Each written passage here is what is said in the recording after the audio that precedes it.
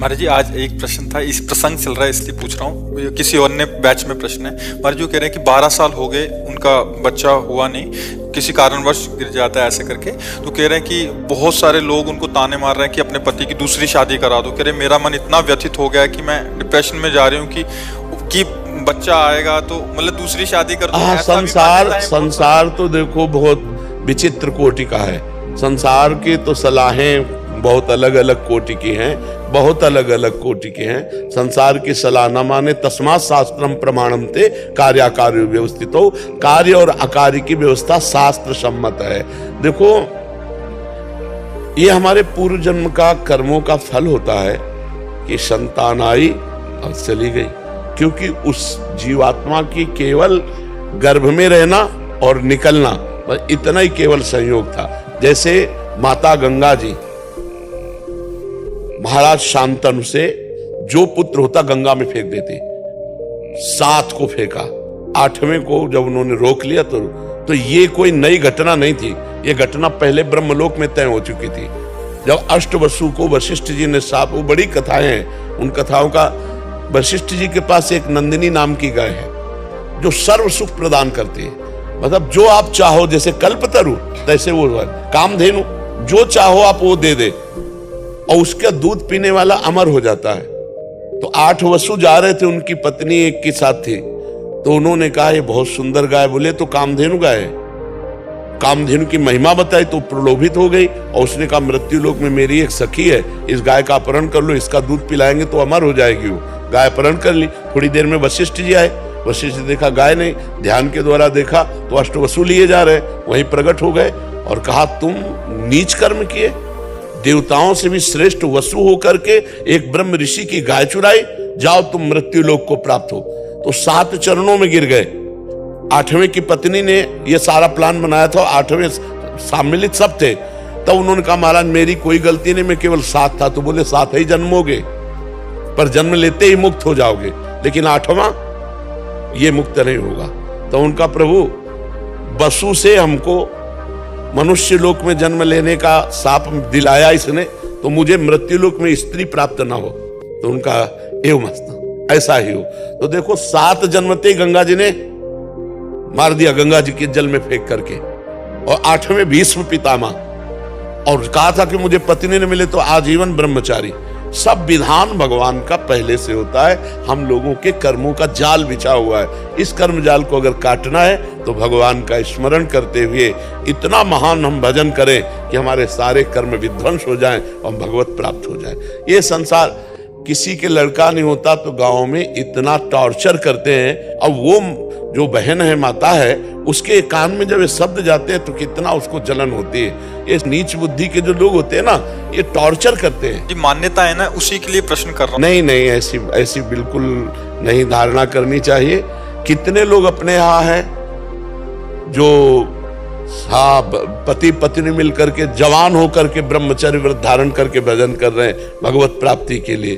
तो ये सब संसारी बातें तो नहीं, तस्मात् शास्त्रम प्रमाणम, शास्त्र के प्रमाण के अनुसार चलना। वैसे प्रत्येक माता पिता को ऐसी चिंता हुई है, इतिहास साक्षी है। चाहे वो महाराज चक्रवर्ती सम्राट दशरथ जी हो या नंद बाबा यशोदा जी हो,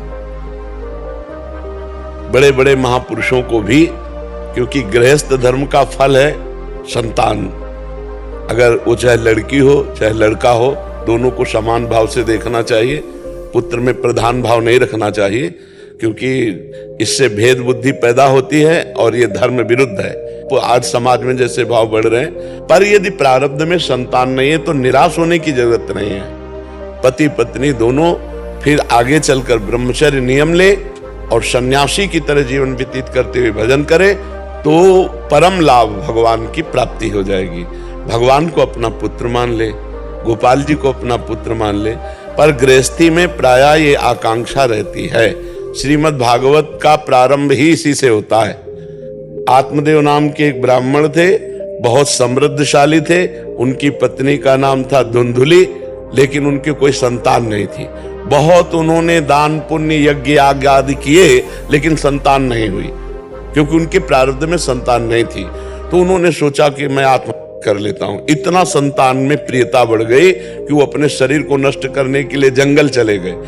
जंगल में देखा तो जब कोई धर्मात्मा पुरुष अपना अनिष्ट करना चाहता है तो भगवान किसी न किसी रूप में आ जाते हैं। तो एक सन्यासी के रूप में भगवान पधारे। उन्होंने कहा कि ब्राह्मण तुम क्यों निराश बैठे हो? उन्होंने दंडवत किया और कहा संत भगवान हमें संतान चाहिए। बहुत समझाया कि संतान से सुख नहीं है, संतान एक स्वाभाविक अगर प्रारब्धवशात होती है तो अच्छा, लेकिन मैं तुम्हारे भाग्य में देख रहा हूं 7 जन्म तक संतान का योग नहीं है, इसलिए तुम हठ मत करो। उनका संतान या तो या नहीं तो मृत्यु हम ठान कर आए। तो उन्होंने अपने तप बल से एक फल प्रकट किया और कहा जाके अपनी पत्नी को खवा देना, बढ़िया संतान हो जाएगी। तो देखो भाग्य में नहीं था ना, तो उनकी पत्नी को जब दिया उन्होंने जाके अपनी तो उस पत्नी ने सोचा कि यार पेट बढ़ जाएगा, कौन ने 9 महीना भोजन भी सही नहीं हो पाएगा और बड़ी समस्या है।